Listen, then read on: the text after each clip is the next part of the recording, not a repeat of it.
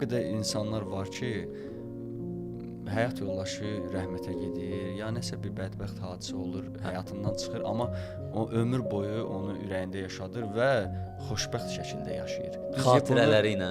Düzdür, buna deyə bilərlər ki, yox, misal üçün də öz həyatını qursun. Yəni bu biraz absurd düşüncədir. Nəyə görə? Yəni ki, ömür boyu tək otur, mən filan kəsi sevmişəm, sevirəm, axıra qədər də onu sevəcəm. Məsələn, bunu deyənlər də var. Yəni buna əks olanlar da var. Amma elə adam var ki, həqiqətən də mən məsəl üçün adam tanıyıram.